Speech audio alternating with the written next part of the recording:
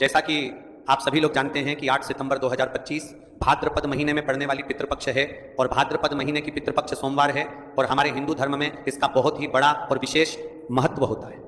अगर कभी भी मौका लग जाए और भाद्रपद महीने का पितृपक्ष सोमवार एक और भाद्रपद महीने का पितृपक्ष सोमवार है, भाद्रपद महीने का पितृपक्ष सोमवार के दिन तो आप लोगों को सिर्फ और सिर्फ तुलसी की सूखी लकड़ी वाला उपाय तो अवश्य ही करना चाहिए। इन दोनों का संयोग बहुत ही कम आता है। इसी के साथ में गुरुजी ने अपनी शिव पुराण कथा में बताया है कि इस दिन आपको तुलसी की सूखी लकड़ी वाला उपाय तो आपको अवश्य ही करना चाहिए। मैंने आपको लकड़ी वाला उपाय तो अवश्य ही करना चाहिए क्योंकि ऐसा दिन पूरे साल में सिर्फ एक ही बार आता है। और दोस्तों, आप सभी लोग जानते हो कि पितृपक्ष सोमवार का अगर सबसे बड़ा कोई उपाय है तो वह तुलसी की सूखी लकड़ी वाला उपाय है। तो दोस्तों, पितृपक्ष सोमवार के दिन आप लोगों को इस तुलसी की सूखी लकड़ी वाला उपाय को जरूर करना है। बहुत सारे लोग होंगे जिन लोगों ने इस उपाय को ना किया हो, मतलब पूरा साल निकल गया, उन्होंने किसी भी दिन इस तुलसी की सूखी लकड़ी वाला उपाय को ना किया हो। पर दोस्तों, आपके पास एक आखिरी मौका बचा हुआ है जो कि पितृपक्ष सोमवार के दिन है। इस दिन आप लोगों को इस वाले उपाय को जरूर कर लेना है। भले ही आपने पूरे महीने भर इस उपाय को ना किया हो, पर अगर आपने इस भाद्रपद महीने के पितृपक्ष सोमवार के दिन अगर इस वाले उपाय को कर लिया तो आपको इस उपाय को करने का वह फल मिलेगा जिसकी आपने कभी कल्पना भी नहीं करी होगी। इसीलिए आप लोग इस वाले उपाय को एक बार जरूर कर लेना है ताकि आप लोगों के हाथ से यह मौका ना जा सके और आपको इस उपाय को करने का फल मिलेगा।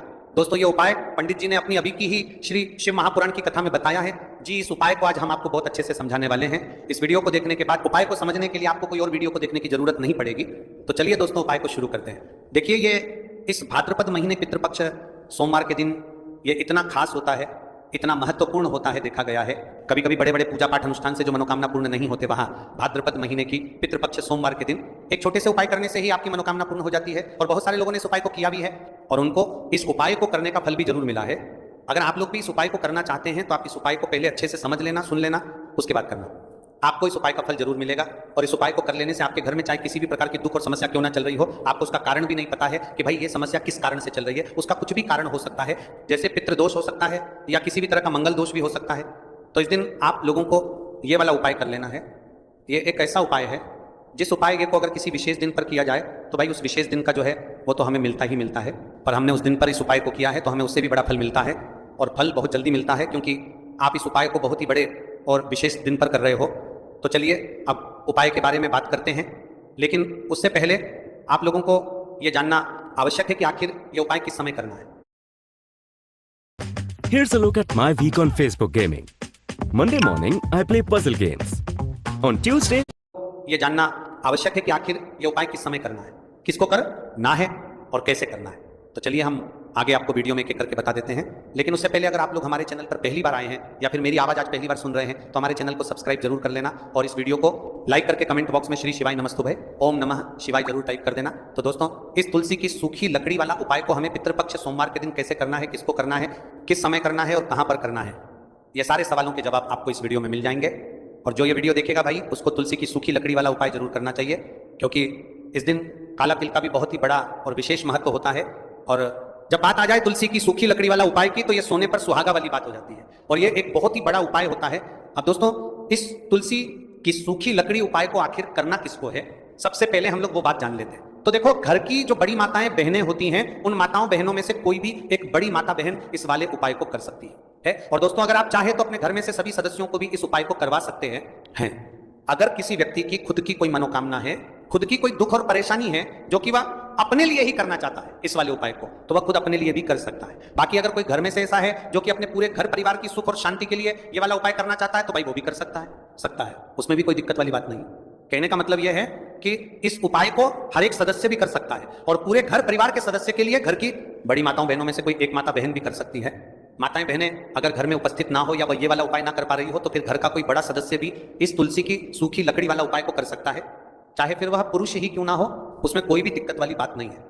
उसके बाद में दोस्तों जो अगला प्रश्न निकल कर आता है वो ये आता है इस उपाय को लेकर कि आखिर इस उपाय को हमें किस समय करना है, सुबह के समय करना है कि शाम के समय करना है। तो देखो, इस वाले उपाय को आप लोग सुबह के समय भी कर सकते हो और शाम के समय प्रदोष काल में भी कर सकते हो। अब अगर आप पूछो कि भाई साहब सबसे उत्तम समय कौन सा रहेगा इस तुलसी की सूखी लकड़ी वाला उपाय को करना है, का तो हम आपसे बस यही कहेंगे कि इस उपाय को आप सुबह के समय करेंगे तो ज्यादा बेहतर होगा। बाकी अगर प्रदोष काल शाम के समय भी करेंगे तो भी अच्छा होगा, उसमें कोई भी दिक्कत वाली बात नहीं है। तो अब दोस्तों, जो अगली सबसे बड़ी और महत्वपूर्ण बात आती है वो ये आती है कि सुबह अगर हम उपाय को करेंगे तो हमें कितने बजे से लेकर कितने बजे तक के बीच में करना है, और शाम के समय प्रदोष काल में करेंगे तो हमें कितने बजे से लेकर कितने बजे के बीच में करना है।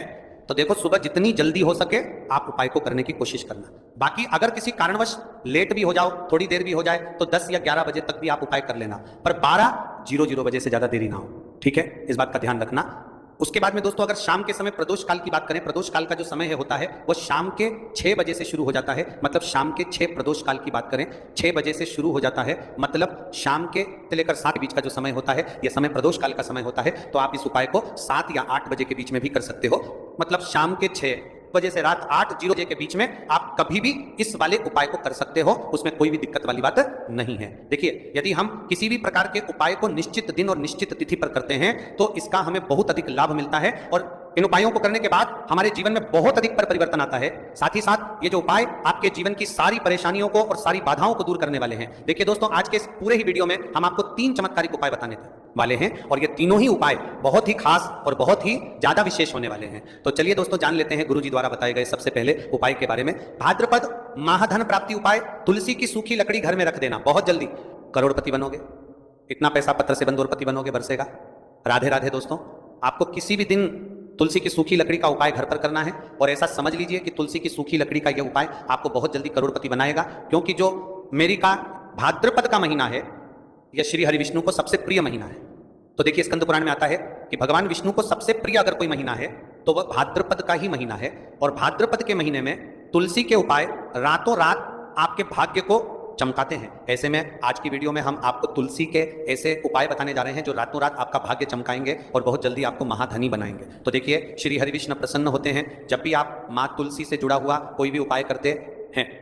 माँ लक्ष्मी प्रसन्न होती हैं जब आप श्री हरिविष्णु को प्रसन्न करते हैं। अब आज की वीडियो में जो उपाय हम आपको बताने जा रहे हैं, इस उपाय को करने से श्री हरिविष्णु तुरंत प्रसन्न होते हैं और सीधे सीधे आप माँ लक्ष्मी को प्रसन्न कर लेते हैं। आपके जीवन में आप खुद अपने सौभाग्य को प्राप्त कर लेते हैं इस छोटे से उपाय को करके। तो देखिए, सबसे पहले बात कर लेते हैं कि जो मान तुलसी है, इनके बिना श्री हरि विष्णु का पूजन और श्री हरि विष्णु का भोग दोनों ही अधूरे हैं। जब भी हम श्री हरि विष्णु को भोग कराते हैं, उनको भोग लगाते हैं, उसमें हम तुलसी दल जरूर डालते हैं। एक पत्ता डालेंगे लेकिन तुलसी दल जरूर डालते हैं, क्योंकि बिना तुलसी दल के श्री हरि विष्णु कोई भी भोग स्वीकार नहीं करते हैं।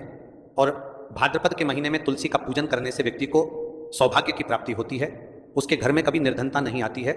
आप देखिए, सबसे पहले तो आपको भाद्रपद के महीने में एक हरा भरा तुलसी का पौधा अपने घर में जरूर लगाना चाहिए। अगर पहले से आपके घर में तुलसी का हरा भरा पौधा है तो बहुत उत्तम है। अगर नहीं है तो भाद्रपद के महीने में एक तुलसी जी का पौधा आप जरूर लेकर आ, क्योंकि ये सबसे श्रेष्ठ महीना है तुलसी के पौधे को अपने घर में लाकर लगाने के लिए। दूसरी चीज कि देखिए, भाद्रपद के महीने में या उससे पहले आपके घर में तुलसी जी का पौधा सूख गया है और अगर तुलसी का पौधा आपके घर में सूखा हुआ है तो उससे कौन सा उपाय है जो आप करके रातों रात अपने भाग्य को चमका सकते हैं। तो देखिए, अगर आपके घर में तुलसी जी का सूखा हुआ पौधा है, इसमें आपको हरे भरे पौधे से उपाय नहीं करना। आपके घर में तुलसी जी का अगर सूखा हुआ पौधा है, उसी से आप उपाय करेंगे, इस चीज का ध्यान रखेंगे। तो देखिए, अगर तुलसी जी का पौधा सूख गया है तो आपको क्या करना है, उसकी छोटी छोटी टहनियां लेनी है, गिन करके 7 टहनियां, ठीक है ना। कितनी टहनियां लेंगे? 7 टहनियां लेंगे। थोड़ा सा मौली धागा आपको लेना है और 7 तुलसी की सूखी लकड़ी को एक के अब नंदर एक यानी गट्ठा टाइप का बनाना है और उसको बांध देना है, ठीक है ना। सारी तुलसी की लकड़ियों को इकट्ठा करना है और मौली धागे से बांध देना है। बांध देंगे कलावा लपेट कर।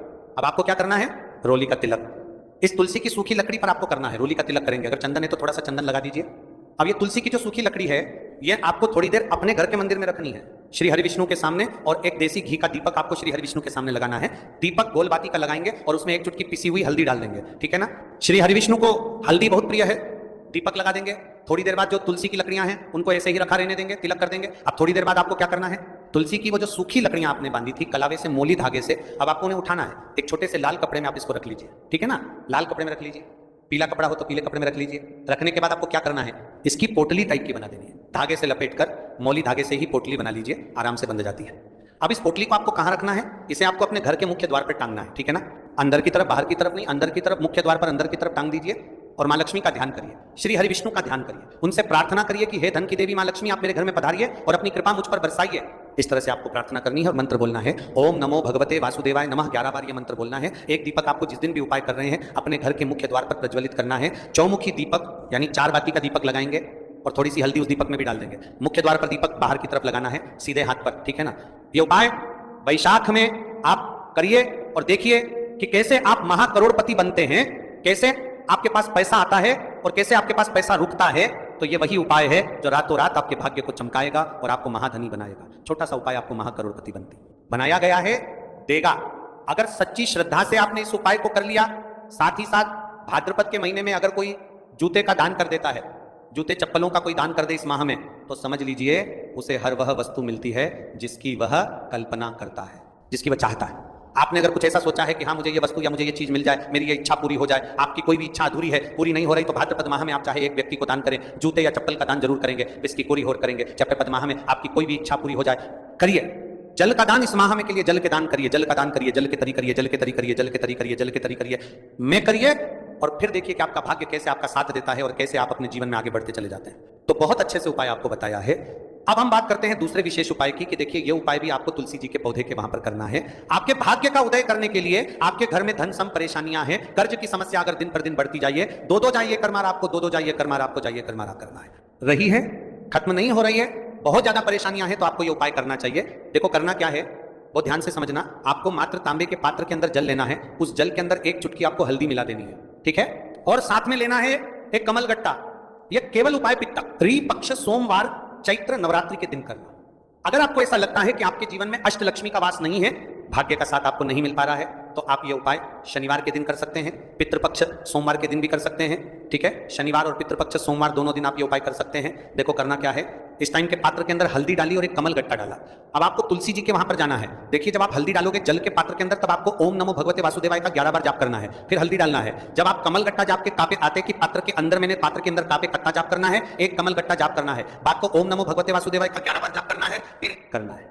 जब कमल गट्टा जाप करना है, जब आपको हल्दी डाल दिया गया, जब कमल गट्टा जाप करना है, जब कमल गट्टा जाप करना है डालोगे, तब आपको ओम श्री नमः या ओम महालक्ष्मी नमः इस मंत्र का जाप करते हुए एक कमल गट्टा डालना है, 11 बार जाप करना है, ठीक है। कमल गट्टा और हल्दी दोनों होना चाहिए। कमल गट्टा महालक्ष्मी का प्रतीक माना जाता है और हल्दी जो है वह भगवान विष्णु के निमित्त आप हल्दी डालेंगे, ठीक है। इस जल को आपको तुलसी जी की जड़ में अर्पित करना है, अर्पित करना है। ओम नमो भगवते वासुदेवाय का जाप करते हुए बस इतना सा उपाय करना।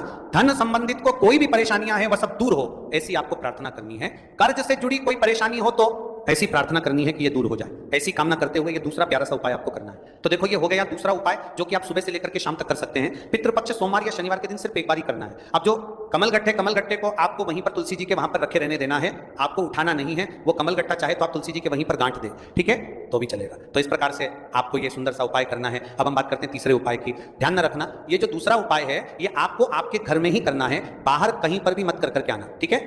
घर में अगर तुलसी जी हो तो ही आप ये उपाय कर सकते हैं। अब आपको क्या करना है, भगवान शिव के मंदिर में जाएंगे, जो एक बेल पत्र है वह माता अशोक सुंदर वाले स्थान पर आपको अर्पित करना है। डंडे का हिस्सा जलाधारी की तरफ हो चाहिए, उस प्रकार से आपको यह बेल पत्र अर्पित करना है। जब बेल पत्र अर्पित करोगे तब आपको कुंदकेश्वर महादेव का नाम लेना है, माता अशोक सुंदरी वाले स्थान पर, ठीक है। आप जो चावल के दाने हैं, जो अक्षत लेकर के आए हैं, वह भगवान शिव के शिवलिंग पर आपको अर्पित करना है। जब आप अर्पित करोगे तब आपको बृहस्पति शवर महादेव का नाम लेना है। बृहस्पति शवर महादेव ही एक ऐसे महादेव हैं जो आपके गुरु ग्रह को मजबूत करता है, तो आपको इस प्रकार से अर्पित करना है। और अंत में एक लौटा जल धीरे धीरे पतले दरा से बृहस्पति शवर महादेव का स्मरण करते हुए या श्री शिवाय नमस्तुभे का जाप करते हुए आप अर्पित करें। यह मात्र केवल और केवल पितृपक्ष सोमवार के दिन किया जाता है और यह उपाय बहुत ही ज्यादा प्रभावशाली है। ध्यान रखना, हल्दी का उपयोग मत करना, चावल में पीला करना है। चावल को तो पीला चंदन ही होना चाहिए, ठीक है। अब ये जो उपाय जो भी करता है, निश्चित तौर पर उसके जीवन के सारे अंधकार दूर होते ही होते हैं, उसको सफलता भी मिलती है, बृहस्पति मजबूत होते हैं, किस्मत का साथ उसको मिलने लगता है। यह उपाय अगर आप प्रदोष काल के समय करते हैं तो और लाभकारी सिद्ध होता है। तो दोस्तों ये थे पूज्य गुरु जी द्वारा बताए गए कुछ बहुत ही खास उपाय। अगर आपको जानकारी अच्छी लगी हो तो वीडियो लाइक करिएगा। मिलते हैं फिर एक नए वीडियो के साथ। श्री शिवाय